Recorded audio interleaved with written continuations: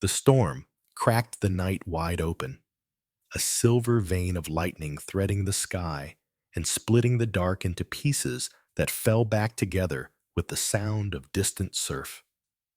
I pushed the suite door until it clicked, a soft decision in a world full of loud ones, and before the room could settle, she stepped in behind me with rain caught in her hair and a blazer still hanging to her like she had not yet given the day permission to end.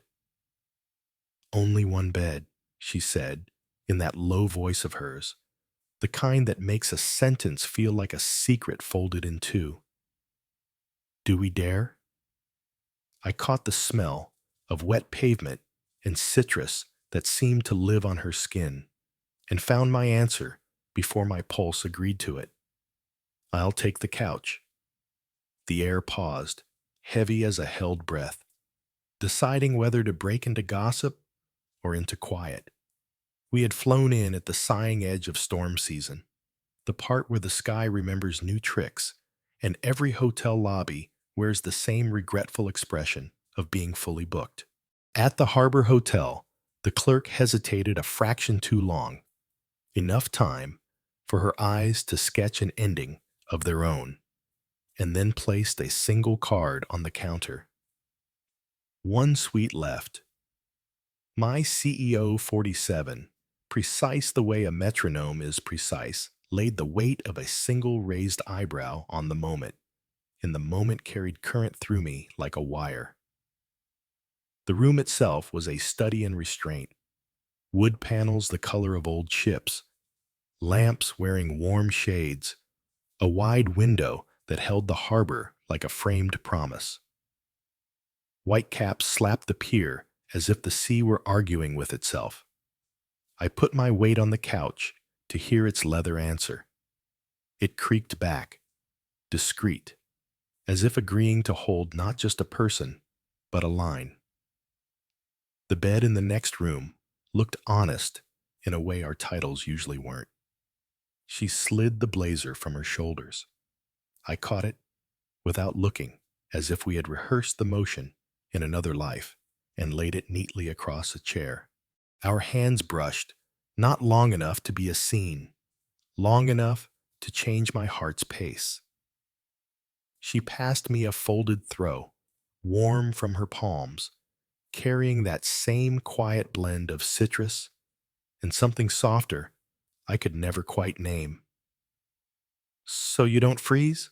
she said, a voice like the end of a long day that finally allows itself to sit. I gave the smallest nod and smoothed a stray wisp of hair from her cheek, careful not to turn a kindness into a claim. We made boundaries the way some people sign contracts: brief, clear, without theatrics. Leave the bedroom door ajar. "All right." I cracked the window so the room could breathe salt and rain. She toed off her heels and set them side by side so exact it felt like an argument for order. It landed deeper than any praise. I spread the throw over the couch with the alertness of someone who knows how quickly a gesture can become a headline. She asked for a glass of water while I tuned the thermostat. When I passed it to her, our fingers lingered a fraction, neither of us making a show of surprise.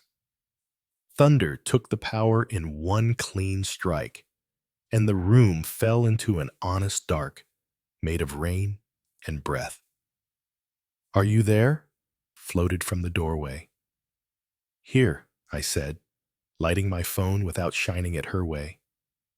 "Good," she answered, so softly the word felt laid on my chest like a warm hand. I sat at the edge of the couch and listened to her even breathing, the hum of a vent, a cab engine coughing under the awning, the way a city settles when the sky has said enough for one night. Numbers and decks and the day's tidy metrics slid off me like wet coats. Small sounds mattered more. The rain didn't stop. It learned a new insistence, testing the glass as if looking for a seam. Brandon's name showed up in my mind the way an unwelcome notification does. My office rival, who understood that insinuation travels twice as fast as truth. I thought of the gray ethics binder that sat on every desk like a dictionary of words you are not allowed to say, and of a line she had offered months ago in a company meeting that I copied into my notebook without quite knowing why. We are not just building metrics, we are building a way to meet each other's eyes. The line braced my ribs now like a beam in a hull.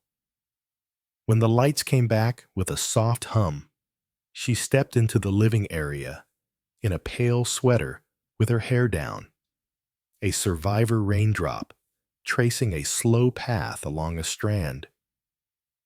"Still taking the couch?" she asked without edge. "Yes," I said, surprised at the calm in my own voice. "Tomorrow, I want them to talk about the work, not the room." She sat beside me, leaving a few inches of air, a space that felt like an agreement. "My ex used to say the strong don't get cold," she murmured. "Even the strong look for warmth," I said, and something in her shoulders unlatched the way a clasp does when a long day gives up its posture. She rested her hand across mine.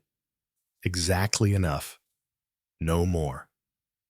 We opened our laptops and let the quiet turn blue. Figures were checked, sentences trimmed, slides moved around until the story sat right, like a jacket finally cut to fit the person who has to wear it. She listened hard and laughed once when a plain metaphor handled a messy process. Her "that's it" felt like a reward that authority can't buy. When the last file saved, she set her earrings on the nightstand, set her alarm for 6:30, and stood in the doorway as if asking permission to leave the living room as it was. "Good night," she said. "Good night," I answered, holding her gaze just long enough to acknowledge the line we had drawn. The couch accepted me with one discreet leather sigh. The throw smelled faintly of black coffee and long meetings and something more difficult to name that I chose to call trust. Rain made notebook lines down the glass, each drop repeating the choice we had already made. Not easy. Ours. My phone jittered to life and nearly walked itself off the table. A message flared. "Enjoy the suite tonight, Brandon." Cold space opened under my ribs. Someone had seen us check in. Someone had already begun writing a different version between the lines. I flipped the phone, silenced it, and set it face down. From the bedroom, the comforter rustled just enough to tell me she had turned over. "I'm here," I said to the dark.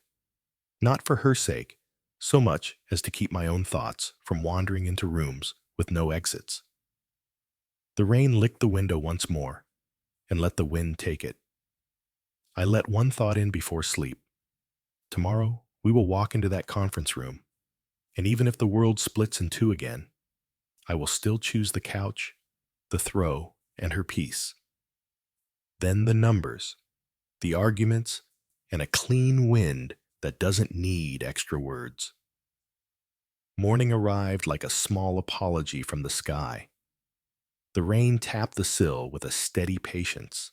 The throw held a trace of her warmth as if the night had not fully let go. I sat up carefully so as not to disturb the quiet that felt earned. From the bedroom, her breathing sounded like a small lamp of certainty left on. I cracked the window to let the room drink salt and wet wood, washed my face, buttoned a fresh shirt, and when I looked up, she was already watching me from the edge of the bed light sweater, hair gathered loosely, a tired smile that made her look younger than authority ever allows. "Coffee?" I asked. "Coffee?" she said, like a word that could mend seams. I brought back a large Americano and a small bag of almond cookies. She warmed her hands on the lid, sipped, handed the cup back. A faint line of lipstick stayed on the rim, a quiet shared signature. We split breakfast like a contract we both understood. Toast, butter, a few berries, then sat by the window and reviewed notes. She suggested cutting 2 slides and strengthening the risk section with a single page of clean logic. I agreed and translated numbers into a route a tired executive could follow at speed. The elevator, on the way down, reflected us thinly in stainless steel. She adjusted my tie knot, and her fingers touched mine, 2 beats longer than habit knows what to do with. Last night was dangerously honest, she said, her eyes landing briefly on my mouth, as if the thought had a map. Honesty isn't a risk, if we choose it together, I said, and we both stepped back half a pace, leaving between us air that held coffee and rain in a line that belonged to both of us. The meeting ran like a road rinsed by weather. She made tight problems feel unbuttoned. I tied intentions to numbers until they couldn't drift. The client's questions were direct. Our answers came in clean beats, a metronome you could trust. During the break, she slid a page to me. I need a plain analogy here, she said. Touch here and you can see there, I replied, pointing to the place a hallway light would live in a mind that needs one. She nodded, and the memory of last night's brief press of hands lifted into the room without either of us naming it. Back downstairs, the front desk clerk Maya asked if everything about the room had been all right, and then, as protocol required, leaned toward a drawer and almost under her breath added, "Someone asked who took the suite last night." I thanked her, and we walked away carrying silence like a careful glass. On our floor, a narrow window threw back a mirror. Brandon stood down the hall with one shoulder to the wall and his phone held low. He looked up and pasted on a smile. "Have a great day," he said, with a brightness that didn't belong to mornings. He slid past, but my mind kept the frame his lens had taken. Inside the room, she didn't sit. She stopped in the middle of the living area, level as a ruler. "You saw?" I did. "Then we don't change the plan," she said. We packed like people who know they are being watched, folders into the bag, chargers found, receipts in the pocket. I folded the throw and laid it over the couch, catching the faint mix of coffee and citrus, naming to myself that in this room, nothing had happened except a conversation we both wanted as much as the weather wanted the sea. The ride to the airport was short and quiet. We synced calendars, slid a few meetings, agreed on a single living document for the team. She set her phone face down, closed her eyes, and said, "Thank you for the morning." For the coffee? For not confusing simple with easy. On the plane, I drafted a recap and sent it to our team and the client, so a measured first version could arrive ahead of any other kind. She returned our smallest check mark, which from her was always our cleanest approval. The taxi air at home felt sticky, neon drifting past like low tides of color. She spoke about the launch schedule. I added logistics, which is the language I speak when feelings start to ask for too much space. At a long light, she smiled without showing teeth. "You kept me safe today." "You kept me safe too," I said, and let the simple answer carry its own precision. The office lobby met us like a blank page. My phone filled with messages, as if the building had been waiting to hand them to me in person. Above the usual threads sat an email from HR. Conversation requested, 8:30 a.m. Incoming questions about the trip. She watched my face like a careful reader looking for subtext. "Tomorrow we say what's true and nothing extra," she said. "Agreed," I answered, and the elevator lifted inches of air we kept between us into something decided rather than empty. HR smelled like coffee and cold air. Mrs. Patel sat straight with her pen at a right angle to a notepad, posture strict enough to make a room feel smaller.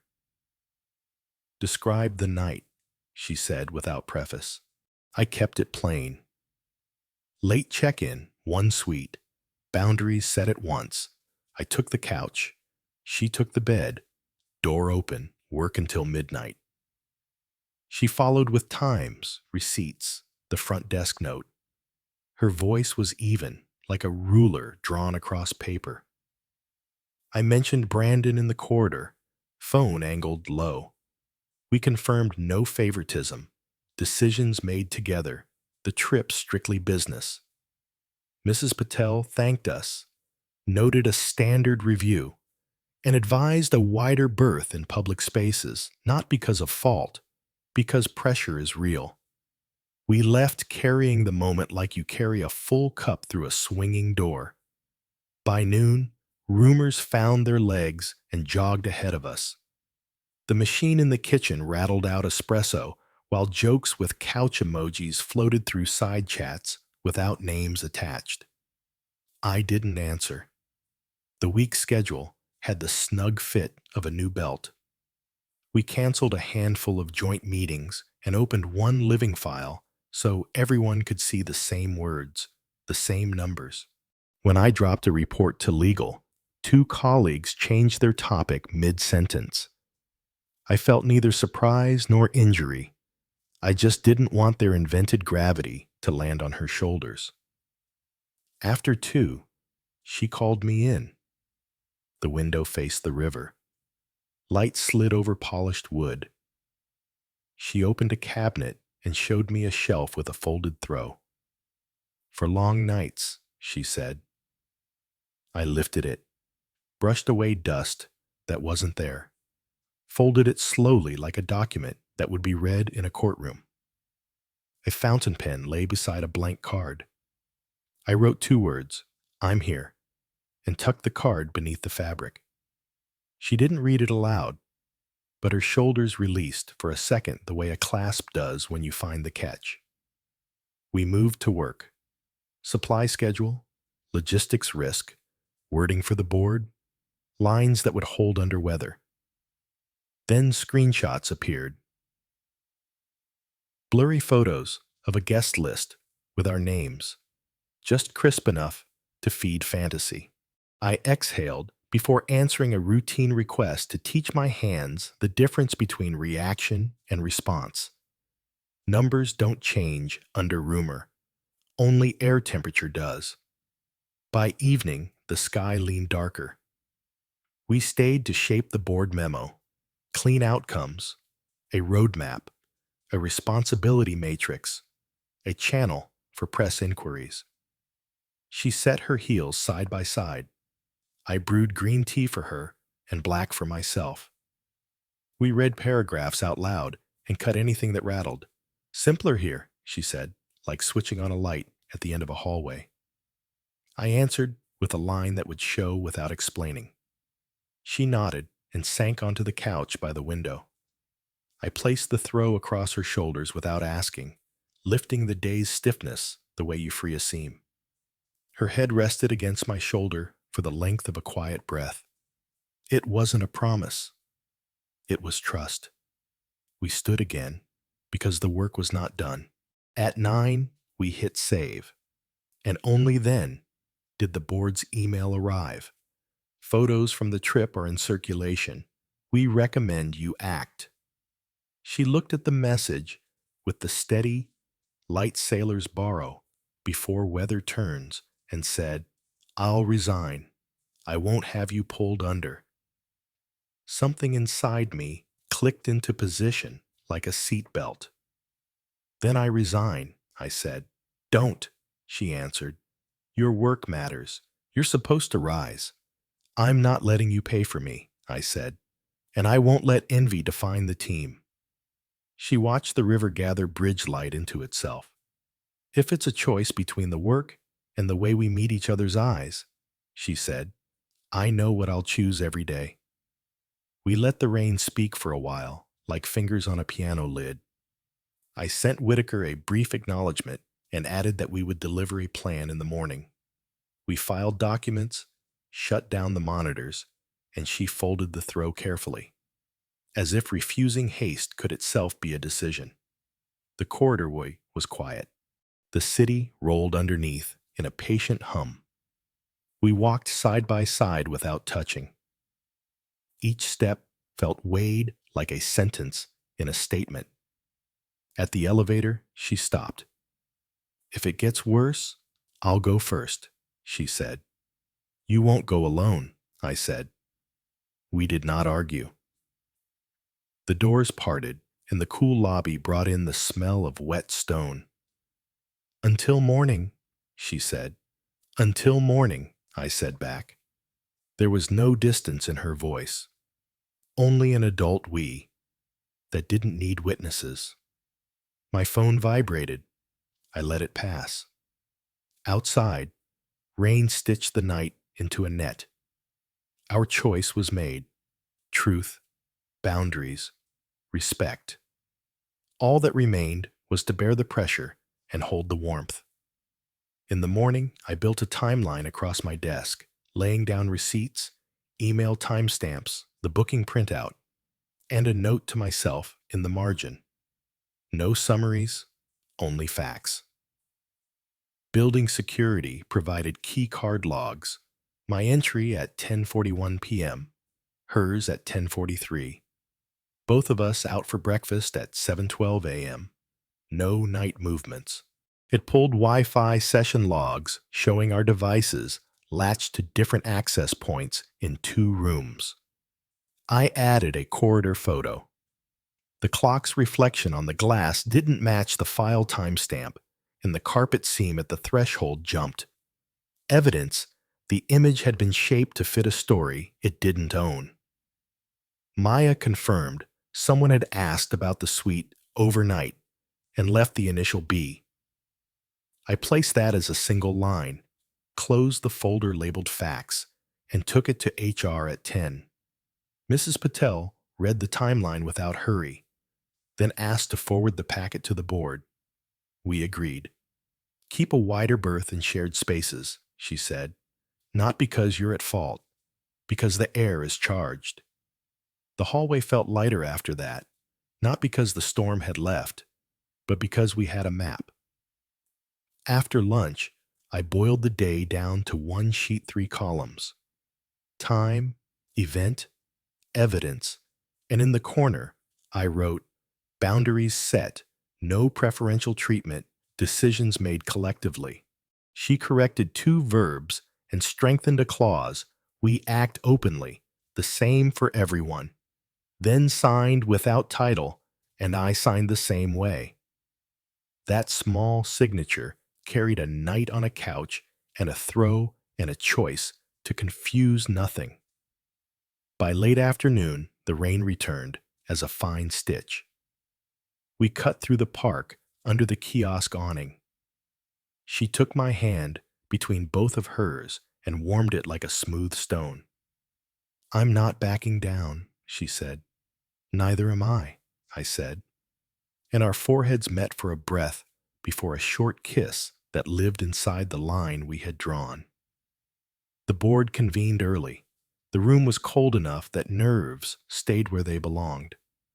I placed the folder marked yesterday on the table, opened the timeline, and spoke without ornament. Here were the logs. Here the sessions. Here the photo errors. Here the inquiry with the initial. When I set an enlarged print of the threshold seam in front of them, Whitaker leaned in and said, That's sufficient? Paper made a dry sound. A pen tapped once. They called Brandon in. He tried a smile. It didn't survive the first question about metadata. I only forwarded it, he said. From whom? Whitaker asked. To whom? Silence arrived, as his only friend. They sent me into the hall while they talked. It smelled faintly of fresh paint. In the window's reflection, I saw Brandon walk past, with his phone shut and an alibi of a grin. They called me back. No policy violation, Whitaker said. To relieve pressure, we propose moving you to a department without a direct reporting line. You'll retain stewardship of the project for 1 year. The final decision is yours. I felt the click of a seatbelt again, the secure kind. I accept, I said. She looked at me with a brief expression that fit neither gratitude nor apology. It fit a kind of adult agreement I had not known I wanted. HR would prepare papers. The photo materials would be handled separately. We stepped onto the parking deck roof where the wind lifted her hair and dried the rails. She put on her glasses to hide the fatigue around her eyes. Are you sure? She asked. Yes, if the price of quiet around your name is mine to pay. A small smile found its way onto her face. Then I'll pay my share, she said. We touched the edges of our hands as if testing water. We'll keep the project, she said. And we'll keep us. Slowly, I said. Honestly. Only then did I let myself breathe all the way in. That evening, I wrote the team a transition plan that named who owned what and where each artifact lived and which channel held the questions, leaving no room for invention. No drama, no code, just the work. A system notice arrived.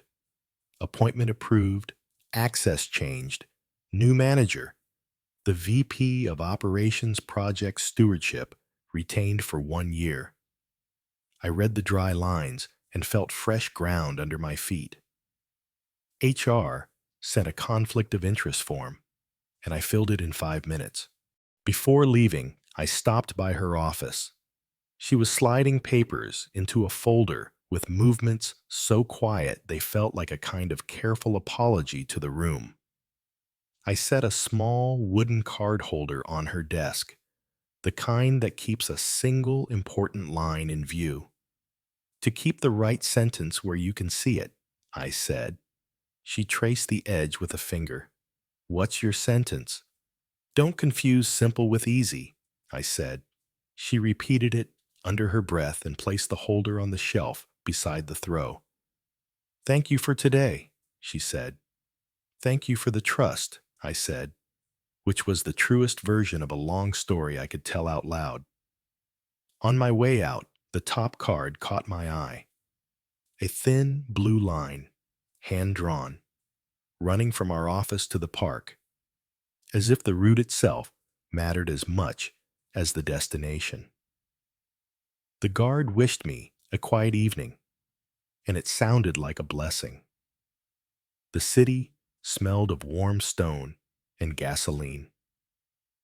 Under an old maple, I let myself have one thought.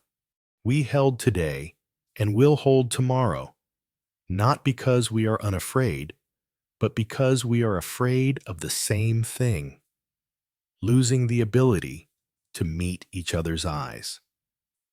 The transfer notice landed at 9 on the dot. The workflow changed shape in a way you can feel even if you can't see it.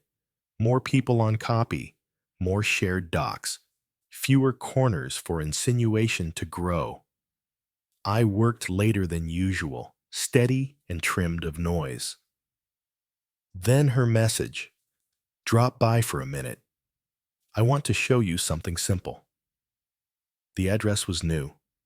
I walked past coffee shops, stacking chairs, and a florist washing the day from his hands, waited for a green arrow no one else seemed to need, and took the elevator to 17.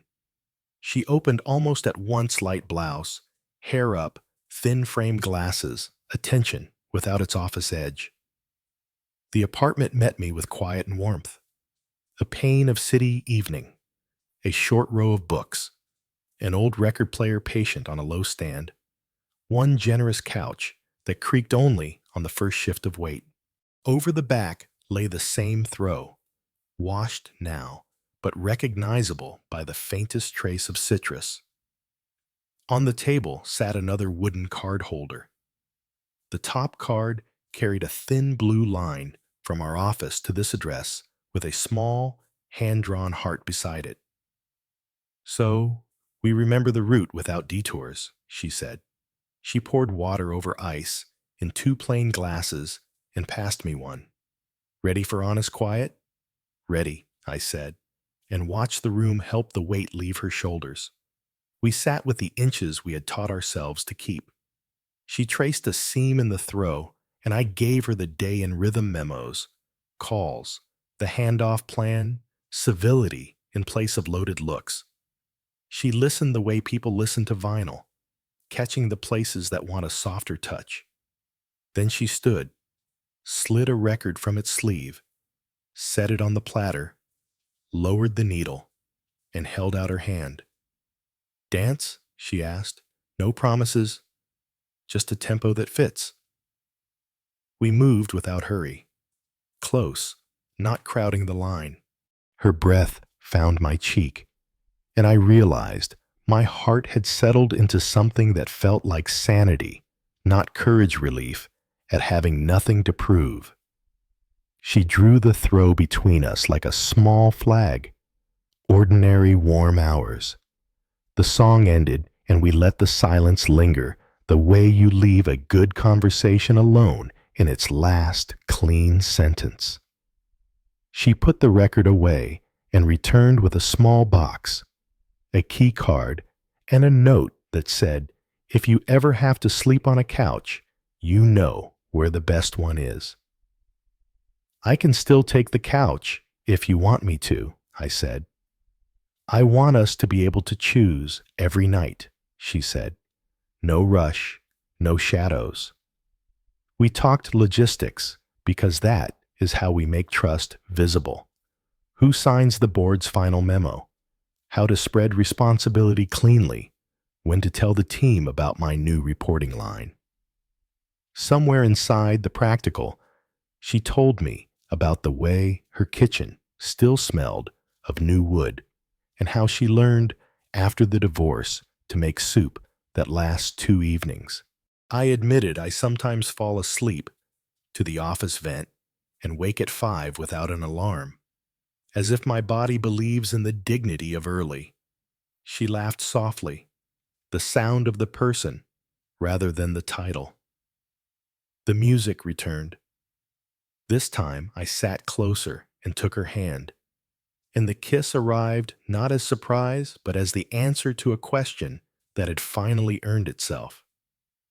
She looked at the city scattered like beacons and said, "I'm done asking if we should risk it.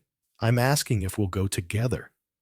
"Every day," I said, "even when simple feels hard."